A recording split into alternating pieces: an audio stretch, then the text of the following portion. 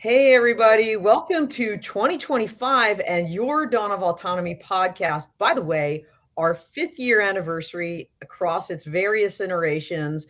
And what an amazing way to kick off this year than to look ahead to 2025 with our month sponsor, Carahsoft. And we've got Lacey Wean with us again. Thank you so much, Lacey, for sponsoring this month and for being on the show again. Yes, thanks for having me. Excited to be here again. Absolutely. So it's going to be a great year. And for those that don't know Lacey, she's been on the show before, obviously. We'll drop some of those links. She was actually on our Full Tilt Tech Industry Leadership Talks podcast in the past as well. And Carahsoft has been a great friend to the show. So without further ado, let's kind of jump into this a little bit, Lacey. And for those that don't know you, can you tell them just a little bit about your background? Like, first of all, like what your very, very long title at Carahsoft is? Yes, of course. Yes. So great to be here as always. So um, I am one of the sales directors in the company here at Carahsoft, and I oversee a number of our technology verticals in the company. So really what that means is we develop these vertical focused solutions and business units that are focused on specific technology needs for the government. So a couple of those fall under my team. One of those being geospatial. So I've been with the company for almost 13 years. I've been part of the geospatial industry and leading our geospatial business since starting at the company. So that's kind of my baby and my bread and butter. And then over the last few years, we've spun off a couple of additional business units from that. One of those being our autonomy and robotics business and our drone business, which we'll talk a lot about today. We also have a new vertical around space technology.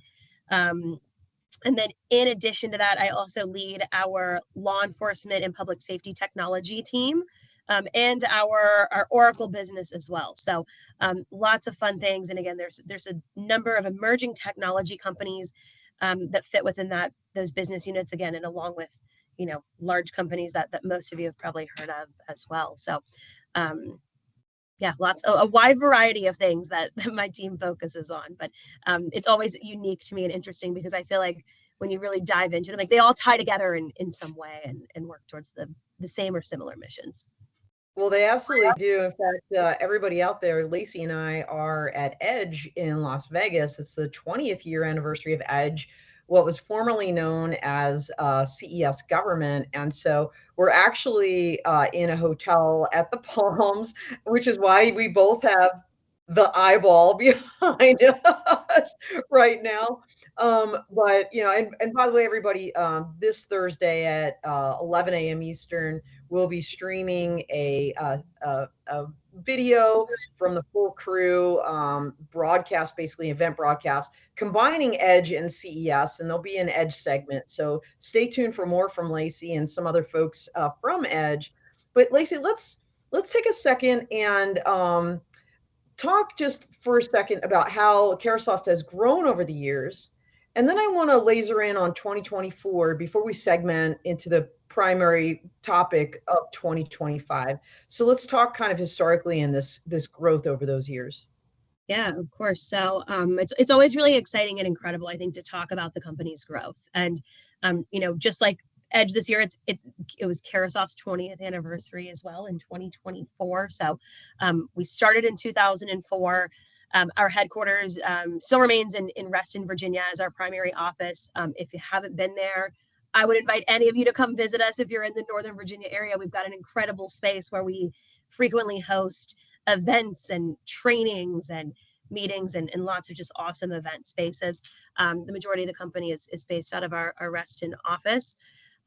For those who are local, but especially when it comes to the growth, again, it's really exciting to talk about because again, I've been with the company for 13 of those last almost 21 years now, and even just seeing the way that the business has grown, not only just revenue wise, which it certainly has.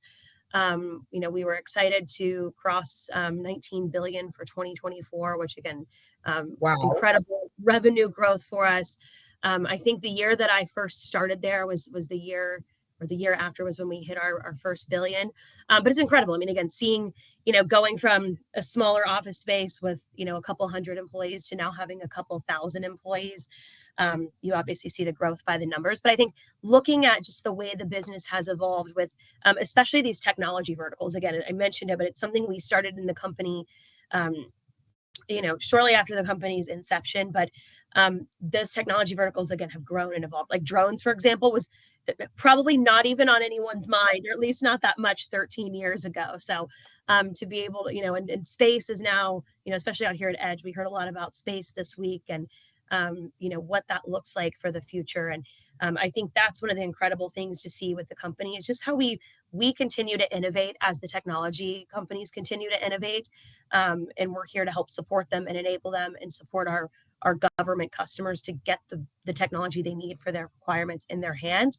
And then by developing these very focused businesses, again, it allows us to really hone in and gain some expertise in those certain technology areas so that we can best serve our customers and all of our partners as well. So again, I think one of the biggest things is always just the innovation, and we're always bringing on new partners. We're always looking for new technologies.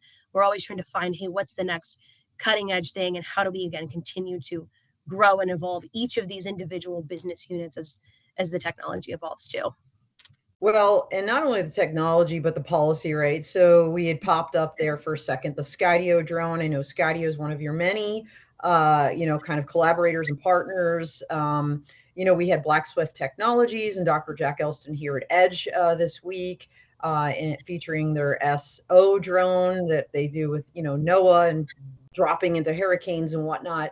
So many different things, but, Craig, your boss, Lacey, as you know, kicked off one of the keynotes here at Edge and really talked about how technology keeps rapidly changing, but also the growing government need for the commercial sector to continue innovating to answer the call for the technology that the government needs. And so this idea of technology by policy is something I think that's really important, because we're seeing, laws and policies affect what the government can and cannot do or use in terms of technology. So let's talk a little bit about that. 2024 was one of those years with lots of shifts in how federal agencies handle their innovation.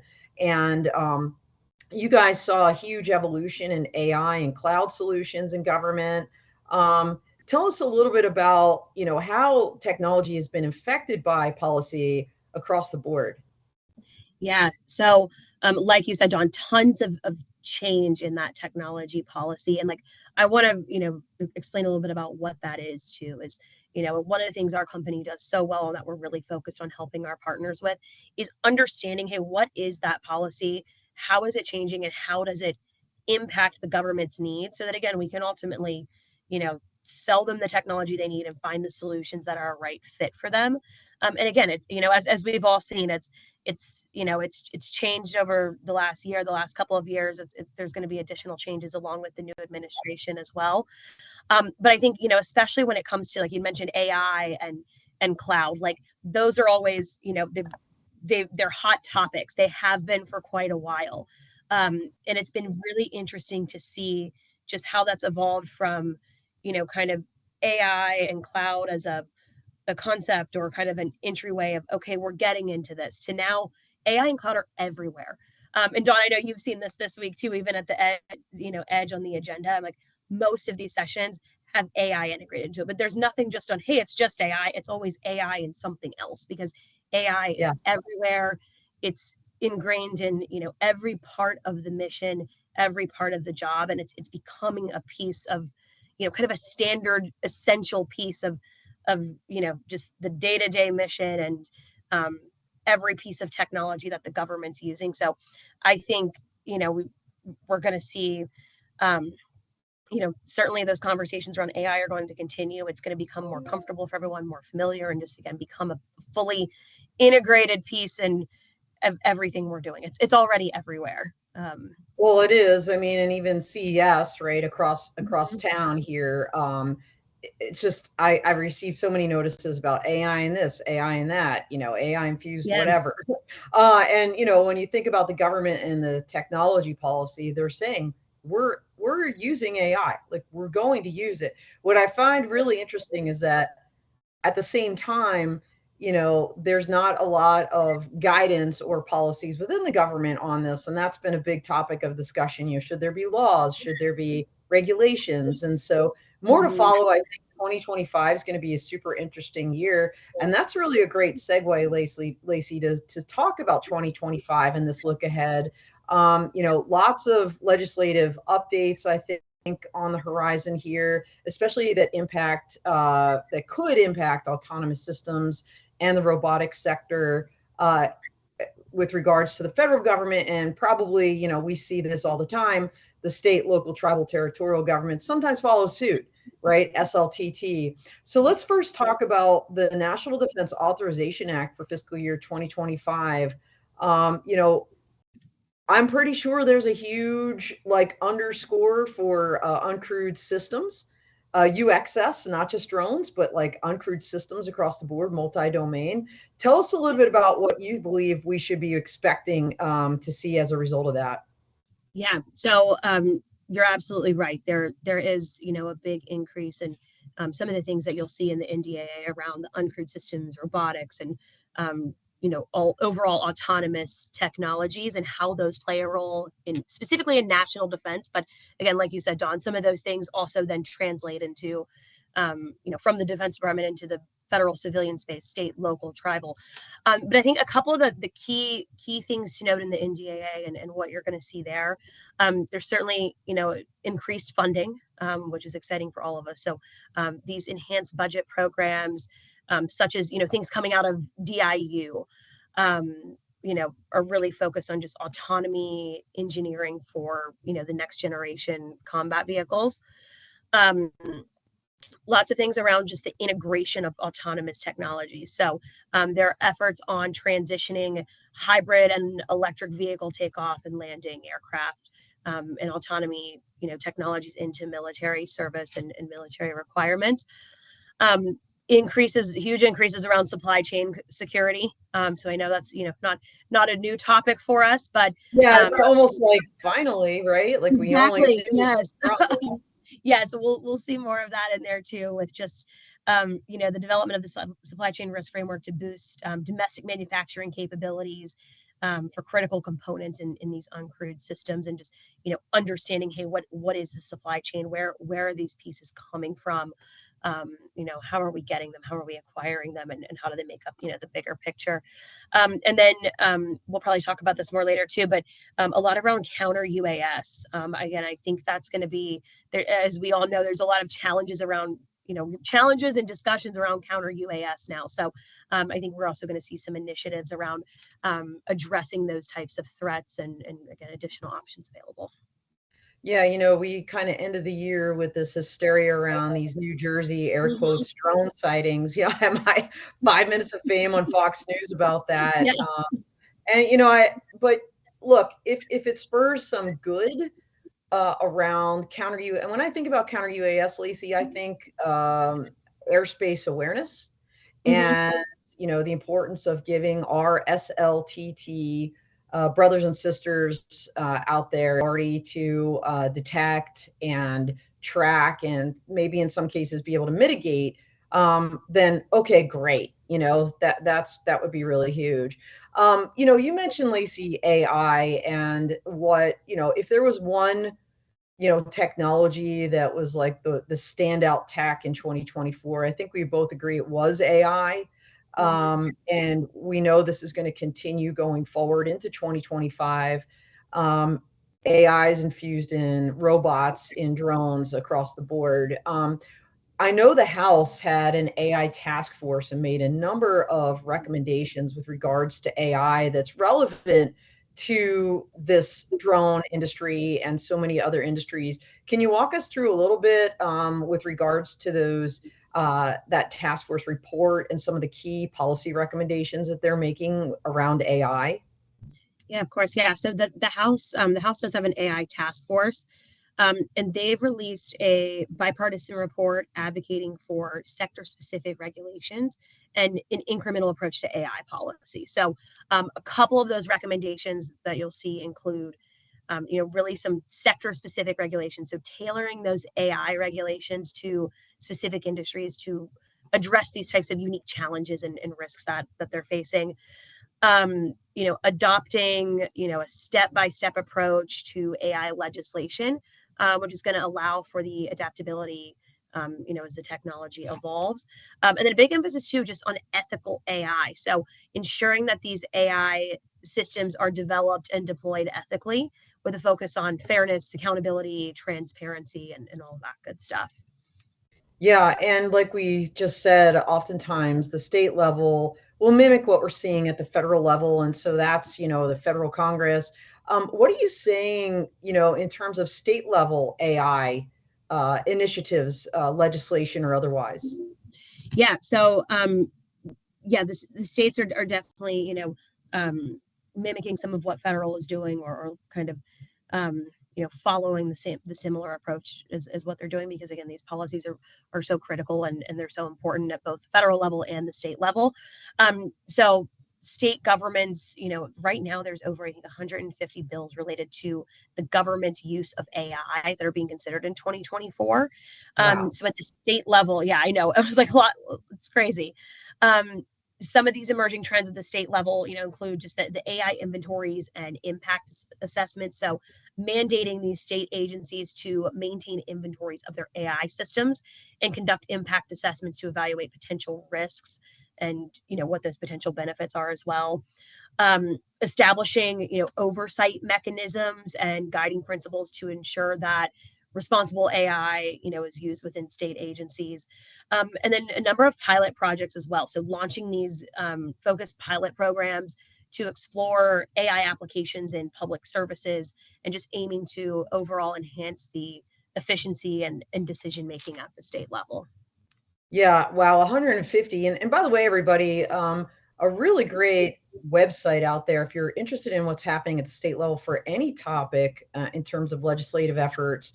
The NSCL, the National State Legislative Congress, has a great website. So check that out if you want to get the latest on any particular topic to see what's out there. But we talked about the NDAA. We talked about just kind of generic state legislation that's out there. Let's talk about some federal executive actions aside from the legal side, more on that policy side. Like I believe OMB, the Office of Management and Budget, issued some federal guidance. Let's talk a little bit about that, because that can trickle down into the robotics and autonomy industry. Yeah. So OMB, yes, they have released some guidance to federal agencies, emphasizing a couple of things. So one just being that AI governance and the risk management. So implementing robust governance structures and risk management practices for AI technologies, to just the interagency collaboration. So promoting this coordination among, the various agencies to ensure that we really have a unified approach to AI across the federal government. And then third being, just public communication. So really enhancing that transparency with the public regarding AI and applications and the impacts that they have as well. So again, I think all of these things, are super important. And this guidance is really focused on, ensuring that these AI technologies that are acquired are used responsibly within the agencies. Well, and also acquired responsibly, right? So that's a big part of what you do at Carahsoft, is help facilitate some of these contracts between private industry and the federal government, as well as SLTT. So this is going to impact procurement as well, wouldn't you say? Yeah, I think it will, to be honest. And again, I'm thinking that's going to be a positive impact.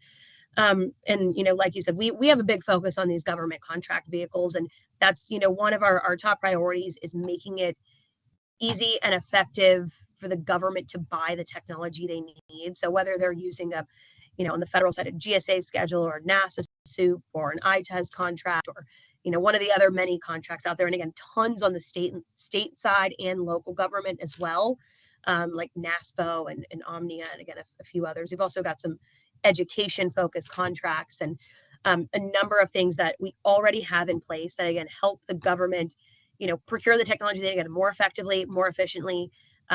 We've got, negotiated terms in place on those. They get preferred pricing. And again, just making it an overall easy process so that the government knows, hey, they're getting the best value, they're getting the best price, they're getting top quality technologies from these best of breed vendors. And again, just making it as, easy and seamless as possible for them to procure the things that they need. No, excellent, Lacey. And as you look ahead to 2025, there's a lot of goodness on the horizon in terms of, autonomous and robotic systems, as you mentioned, space. Lots of activities, I think, going to be happening across the board. But with that comes some challenges and risks, what you say. And let's just kind of walk through some of them. And I know that these challenges span everything from the technological challenges to some ethical, of course, regulatory, some operational challenges. So let's break those down, and let's first talk a little bit about the regulatory uncertainty and fragmentation that we're still seeing as we jump into 2025 together. Mm-hmm. Yeah. So, the regulatory, legislation, it's certainly evolving. Like we talked about, there are a number of ongoing efforts, both at the federal level and the state levels, which is going to make some impacts to some of these technology companies where they may face difficulties in adapting to these various requirements, or it could create some compliance challenges for them as well.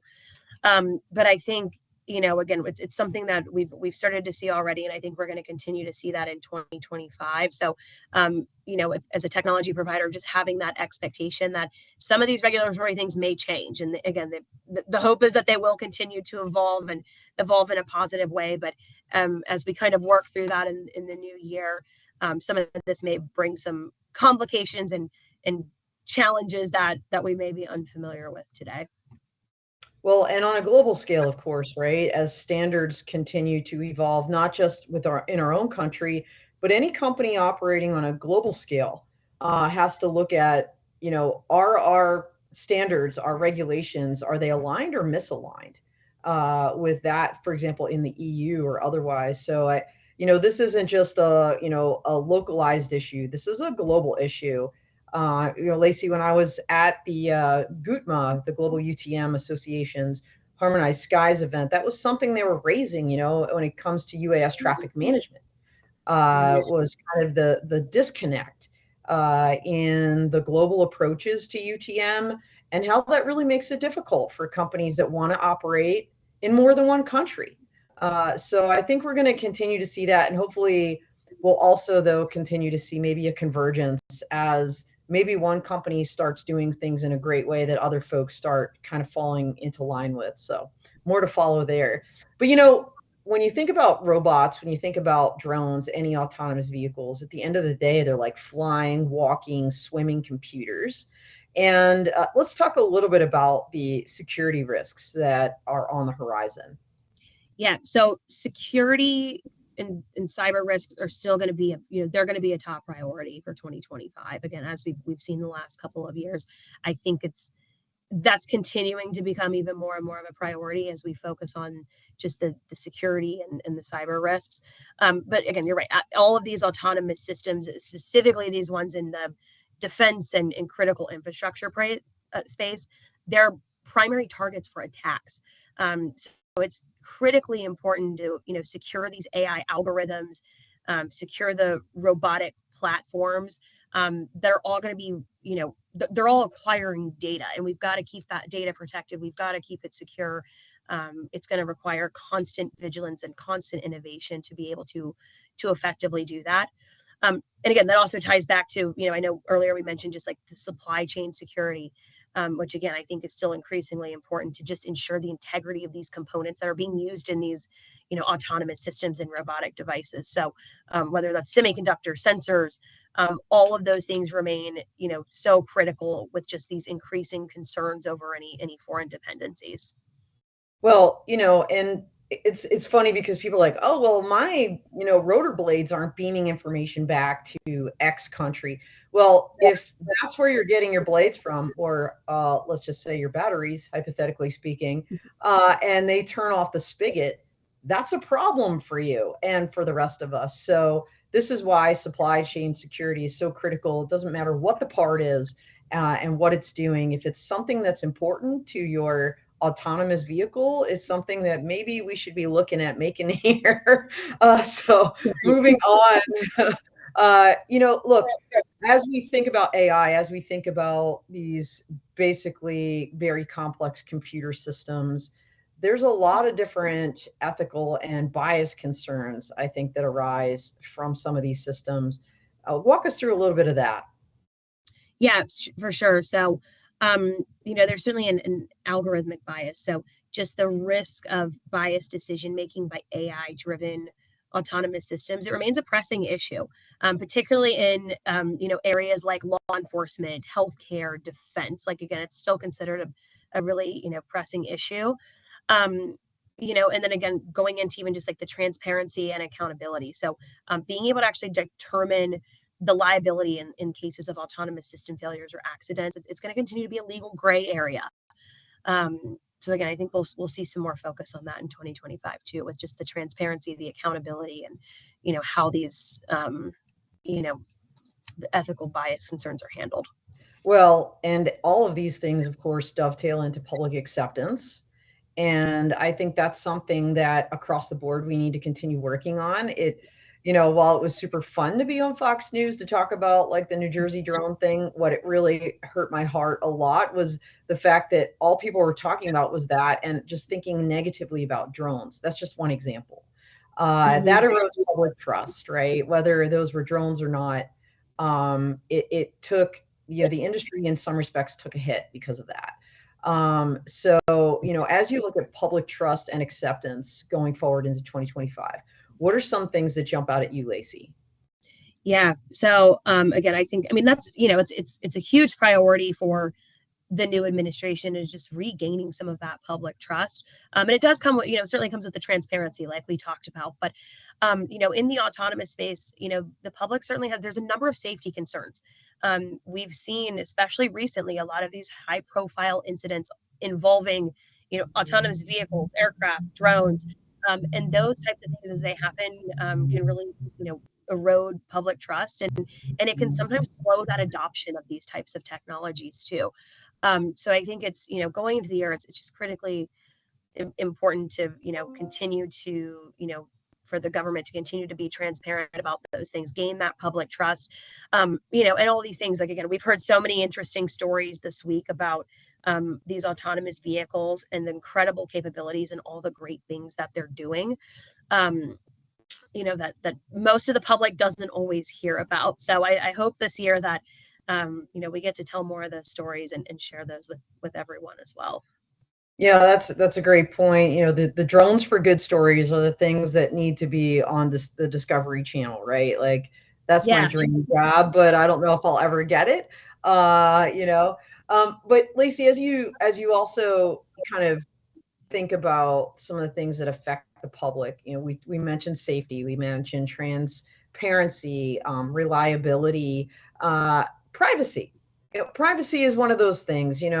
People, why are they worried about drones? Well, they're worried because of everything they hear about Ukraine and what's happening in Israel and with the Hamas conflict, but they also are worried from a privacy standpoint. And that data governance is becoming increasingly important. I know that's a really big part of what Carahsoft offers in terms of some of your vendor partners, cloud security, how to manage that data in a safe way. Talk to us a little bit about that. Yeah, so these, autonomous systems, I mean, they rely on, vast data sets for training, real-time operations. And it certainly does raise a lot of questions just around the data privacy and the ethical use of personal information. And you're right. One of the things that, as a company we focus on, we do a lot with, we've got a very robust cybersecurity offering. We've also got a very robust secure cloud offering as well. So when you're collecting that amount of data, it's, hey, where is it going back to? Where is it being stored? Right. We work with all the major CSPs. And have a number of secure cloud offerings and data storage offerings as well to, again, help the government give provide that assurance that, hey, the data that's being collected in these drones, it's secure, it's protected, it's being ethically used and all of those things. Well, as I think also about some of the other issues out there, let's just pick the easy topic of geopolitical tensions. That also ties into the requirement to maybe upgrade your system or change your system. And so this idea of interoperability, and cross-domain collaboration is going to continue, I think, to raise its head across 2025. But it's not always easy, Lacey, for startups, even for big companies, to make some of the changes that are required by policy or law when it comes to technology. How do you see budget constraints playing into the next couple of months?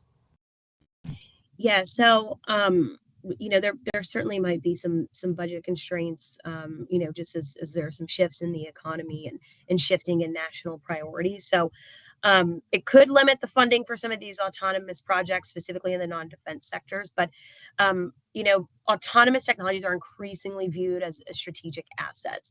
Again, you've heard it this week too, Dawn. I feel like there's been a ton of discussion around autonomous technologies and how those are evolving, how we're innovating, and how those are being used. But I will say the government, I think, is sometimes this won't come as a shock to anyone. They're usually a couple steps behind on actually implementing and integrating and using those. So I think, as priorities change this year and shift, we're going to see some of those things getting implemented and getting used, and again becoming a more important part of the mission.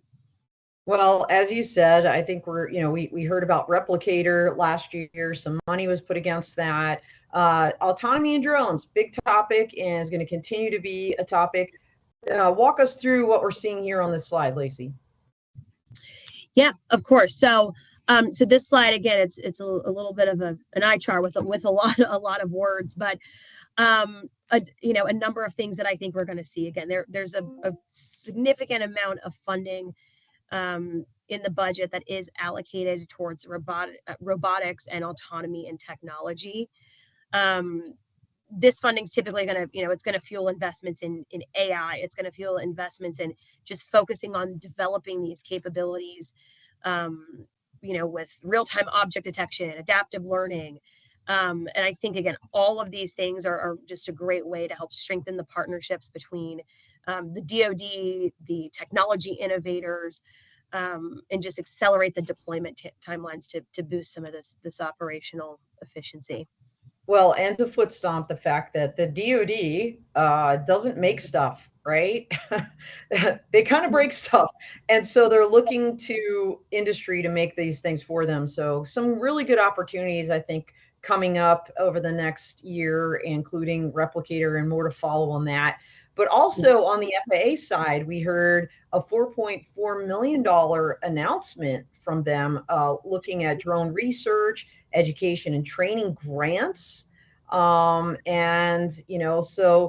how can that kind of a federal initiative support different groups like, for example, public safety, who many of whom are operating at budgets well less than $20,000? How can this funding help some of these sectors?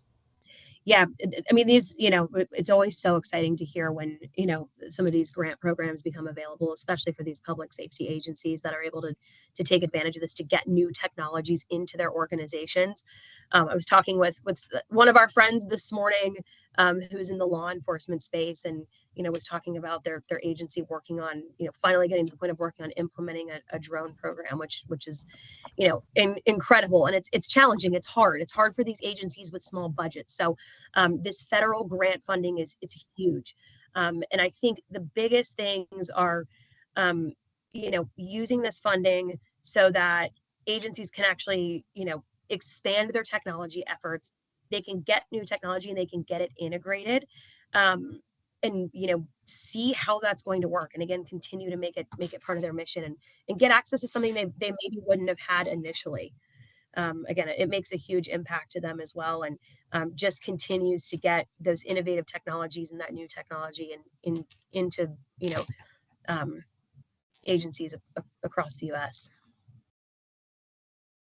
Entire show just on grants. In fact, I think at some point I had Dr. Renee Welsh from At the time, she had her own business, Drone Grantology, talking about all of this stuff. But the grant money, it's out there. It's a matter of finding it. That's something Carahsoft can help you with.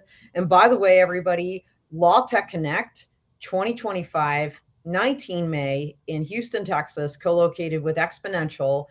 We are going to have our very first panel of the day. Is going to feature a Carahsoft rep amongst other folks to talk about the funding opportunities across the federal government. So you don't want to miss that. Registration page is already live, so go ahead and check that out. And hopefully y'all will join us. Carahsoft is sponsoring another Scholars Program this year. Super excited and appreciative for that.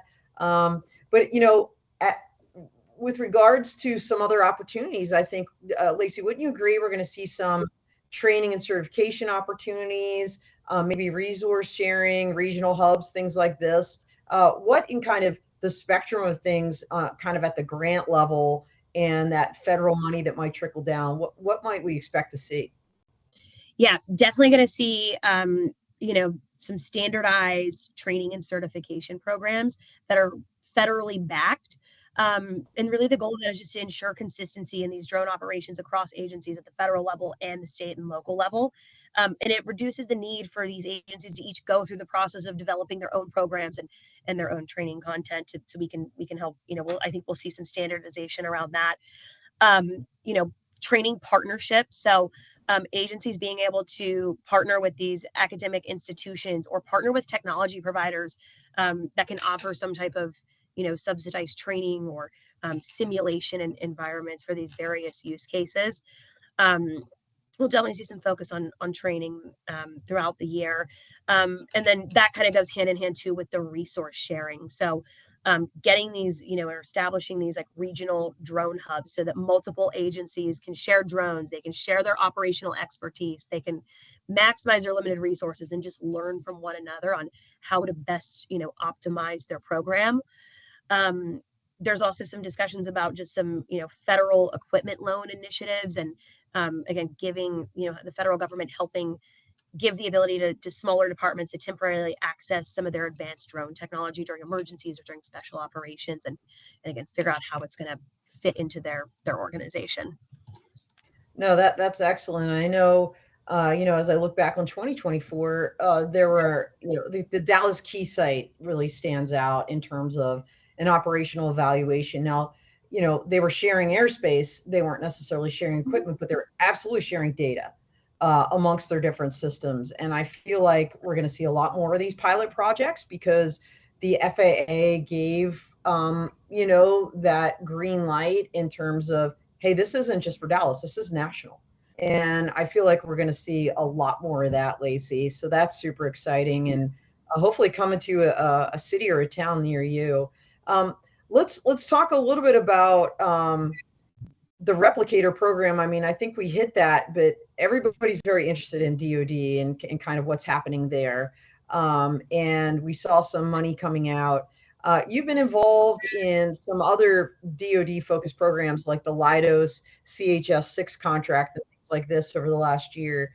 Do you project that 2025 is going to continue to be a big year in the DoD for uncrewed systems? Yeah, I absolutely agree. I'm glad you brought up the CHS-6 contract. So if anyone's not familiar with that, it's the Common Hardware Systems contract. It's primed by Leidos. Carahsoft is one of their distribution partners on that contract. And this newest iteration of the contract that was awarded last year includes drone technology within the scope of that contract. So it's primarily led by the Army. There's other, DoD agencies that are able to use it as well. But again, it's a, funded contract that provides, hardware technology of various types across the Department of Defense. So it's really exciting to see that, drones were a part of that scope and added to that as well. And again, I know I won't mention which ones at this point, but we're starting to see that as a trend in some of these other procurement vehicles as well, where drones are a new piece of it in the next iteration. So it's really exciting for all of us, exciting for the drone and autonomous systems industry as we're able to see that in some of these contracting vehicles and big programs as well. No, that's excellent. I think, everybody's wondering what's going to happen when it comes to, the Trump administration as the new president takes the reins. We did see in the public arena that his son had invested in a drone company that caused quite a stir, I think, amongst people. Of course, we got Elon Musk out there with his own interest in electric vehicles and space. How kind of looking into your crystal ball, what's Carahsoft doing to posture itself for what you all believe is going to happen under the Trump administration? Yeah. So I think specifically what we're doing, again, we have this big focus on supporting these technology verticals that are constantly evolving, constantly innovating. Our company is innovating and evolving our strategy along with that as those technology areas evolve. We've got this big focus on selling, technology policy selling. So we've hosted a number of events recently that some of you may have been a part of, going over and understanding, relevant technology priorities and technology changes, especially those with the incoming Trump administration. So as a company, we're positioned very well to continue to support all of those initiatives. But again, I think the exciting thing for us is we're going to see a lot of the topics that we talked about today. There's still a ton of focus around AI, a ton of focus around cyber and supply chain, IT modernization. Like these are all going to continue to be, really well-funded priorities in the new administration. Lots of emphasis around these private and public partnerships and how small technologies can connect with government leaders. You mentioned Elon Musk, so the Doge. We're going to see, again, you guys are probably all familiar with it, a number of things that I think we'll see coming from that as some of these priorities shift. But again, at the end of the day, this seems to favor the technology manufacturers, with the overall goal, again, of just achieving that efficiency and bringing in that new emerging technology into the government. I think people are worried that folks are going to lose jobs, are going to be replaced by technology. But everything I've heard this week, Lacey, especially at Edge, is that we need a whole new workforce to be able to address the technology. In other words, you need experts in AI. AI isn't just going to replace people. You need people that can monitor the AI, right? You still need that human in the loop because AI is like everything else, whether it's a drone, whatever piece of technology you're talking about, oftentimes a tool. And, so having that workforce development, the training you mentioned, the grant money, I think it's going to be a big year. And so super exciting. So Lacey, what's next for you, for Carahsoft? I know we're finishing out this week strong at Edge and CES. I know your team is going to be at Geo Week in early February. I know, of course, Exponential is a very big show for you. IACP, your law enforcement effort, Soft Week, etc. Do you want to kind of walk us real quick through where we might expect to find you guys, and also how people can learn more about Carahsoft as we wrap up? Yeah, of course. So again, you can find us lots of places. So like I said at the beginning, I always invite anyone to come visit us out in Reston, but we attend a number of events across the country. So the next, I think, biggest one coming up, the two are Geo Week, which is coming up in a couple of weeks. And then the AFCEA West conference, we'll have a large team there at AFCEA West out in San Diego towards the end of this month. And then, a couple of the others that Dawn mentioned, we've got a big law enforcement and public safety focus. You'll see us at IACP, IACP Tech, and all the major law enforcement, public safety events, a number of drone focused events from AUVSI Exponential, CUV Expo, I think, is later in the year. Yeah, on the law enforcement side, we host our own law enforcement technology innovation summit. It is coming up in March. So if you follow me on LinkedIn, you will certainly see some posts about all of our upcoming events and where you can find us. But again, lots of things coming up in the drone space, the law enforcement, public safety space, cyber, AI, and you'll see us at a couple of these space events this year as well. It's been a really exciting week for us, kicking off the year here at Edge this week. And again, it's always an exciting and fun week and a great way to start the year. It's an exhausting way to start the It year. is.